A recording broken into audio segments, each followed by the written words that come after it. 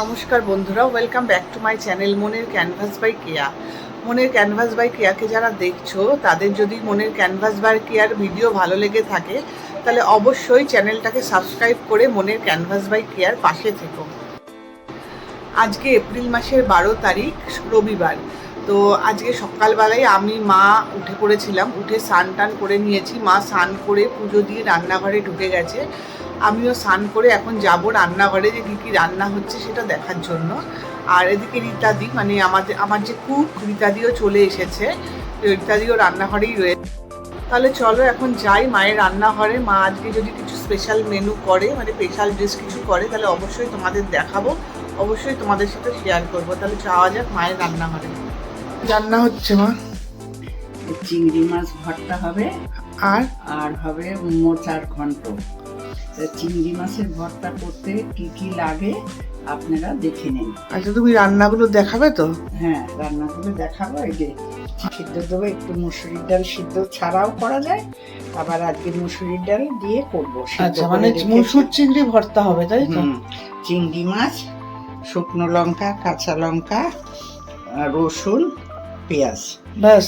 আর কিছু তেল, নুন, সামান্য মিষ্টি দেবো। মুসুরির ডাল মানে লাগছে হচ্ছে চিংড়ি মাছ, মুসুরির ডাল সিদ্ধ, শুকনো লঙ্কা, কাঁচা লঙ্কা, তেজপাতাও লাগবে? না, তেজপাতা লাগবে না, আমি রেখেছি। আচ্ছা, পেঁয়াজ আর রসুন, ব্যাস এটা দিয়েই আর নুন মিষ্টি দেব, তেল। আচ্ছা ঠিক আছে, তাহলে করো। আমি তাহলে আরম্ভ করি, আপনারা দেখতে থাকুন। এবার দেখে নেওয়া যাক মা চিংড়ি মাছের ভর্তা বানানোর জন্য কি করছে। তো প্রথমেই কড়াইতে তেল গরম করে তার মধ্যে শুকনো লঙ্কা আর কাঁচা লঙ্কা দুটোই দেখলাম একসাথে ভাজতে দিয়ে দিল। তো এটা একটুখানি ভাজা হতে থাকবে, ভাজা হলে হয়তো নামিয়ে নেবে।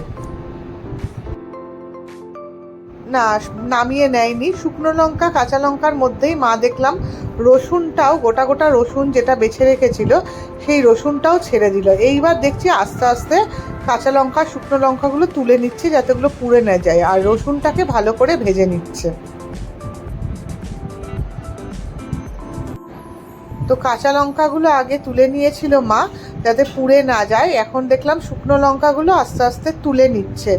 তো শুকনো লঙ্কাগুলো তুলে নেওয়ার পর মা বললো এখন রসুনটা একটু ভালোভাবে ভাজা হবে। রসুনটা ভাজা হলে নাকি খুব সুন্দর একটা হালকা স্মেল বেরোয়। সর্ষের তেল যদি রসুনে ভাজা হয় তার জন্য একটা সুন্দর স্মেল বেরোয়। তো বললো ওই স্মেলটা যতক্ষণ না বেরোবে ততক্ষণ নাকি রসুনটা ভাজতে হবে। তো যাই হোক, রসুনটাও মা ভেজে তুলে রেখেছিল।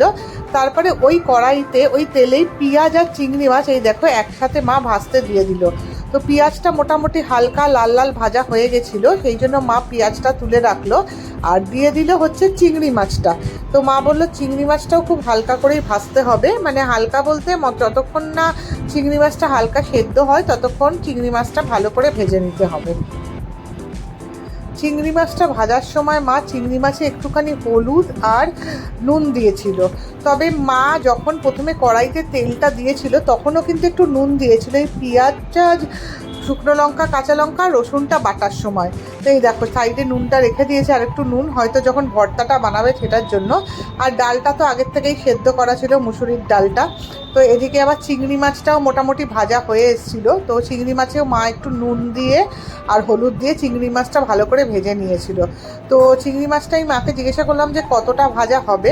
মা বললো এই যে চিংড়ি মাছটা দেখছো তো ভাজা হচ্ছে, তার সাইড দিয়ে মানে কড়াইয়ের সাইড দিয়ে যখন একটু একটু লেগে লেগে আসবে, মানে একটু একটু পোড়া পোড়াই দেখো, এই যে এই পোড়া পোড়া ব্যাপারটা যতক্ষণ না আসবে ততক্ষণ নাকি চিংড়ি মাছটা ভাজতে হবে। এই পোড়া পোড়া ব্যাপারটা না আসলে নাকি ভর্তাটা জমে না, এটাকে নাকি কাচিয়ে তুলে নিতে হয়। যাই হোক, এই যে সব কিছু ভাজা হয়ে গেছে, চিংড়ি মাছ ভাজা হয়ে গেছে, পেঁয়াজ ভাজা হয়ে গেছে, কাঁচা লঙ্কা শুকনো লঙ্কা ভাজা হয়ে গেছে, রসুন ভাজা হয়ে গেছে, আর মুসুরির ডালটা তো আগের থেকেই সেদ্ধ করা ছিল। তো এইবার দেখছি মা হাত দিয়ে আস্তে আস্তে সবকটা জিনিসকে একটু একটু মানে মাখতে শুরু করলো। তো আমি মাকে জিজ্ঞাসা করলাম যে এটা কি এরকম হাত দিয়েই করবে না অন্য কিছুও করবে? তো মা বললো দাঁড়া, এই দেখো জিনিসটা দেখেছো, চিংড়ি মাছ থেকে শুরু করে পেঁয়াজ সমস্ত কিছু হাত দিয়ে আগে ভেঙে নিয়েছিল, তারপরে ওই জিনিসটাকে আবার শিলনোড়ায় মা বাটতে থাকলো। তো মোটামুটি শিলনোড়ায় বাটা হয়ে গেছিলো। তো খুব ভালো, মানে আমি তো ভাবতেই পারছি না যে এই রান্নাটা কিন্তু মা আগে কোনোদিনও আমাদের বাড়িতে করেনি, এইবারই ফার্স্ট টাইম করলো। আর এখন আমি যখন এডিট করছি সিরিয়াসলি বলছি, এটা যা খেতে ভালো হয়েছিল না, গরম ভাতের সাথে এই রান্নাটা একবার তোমরা করে দেখবে, মানে অসাধারণ হবে, অসাধারণ। এই দেখো মোটামুটি চিংড়ি মাছটা এবার বাটা হয়ে গেছিলো, চিংড়ি মাছ রসুন আর কাঁচা লঙ্কা শুকনো লঙ্কা একসাথে বেটে নিয়েছিল। তারপরে মা ওই ভেজে রাখা পেঁয়াজ ডাল এটা দিয়ে একসাথে আর ওই চিংড়ি মাছ বাটাটা, মানে চিংড়ি মাছ বাটা ডাল আর পেঁয়াজটা দিয়ে এই যে একসাথে ভালো করে মেখে নিল। আর তারপরে উপর দিয়ে সুন্দর করে সেই যে দেখো পুরো রেডি হয়ে গেছে, সর্ষের তেল উপর দিয়ে একটু ছড়িয়ে দিল। তো মা আবার বললো এর মধ্যে আমরা আজকে সর্ষের তেল দিয়েছি, কেউ যদি চায় তাহলে কিন্তু এর মধ্যে আচারের তেলও দিতে পারে। যেটা যখন আমরা খেয়েছিলাম না, অসাধারণ হয়েছিল খেতে, সিরিয়াসলি বলছি।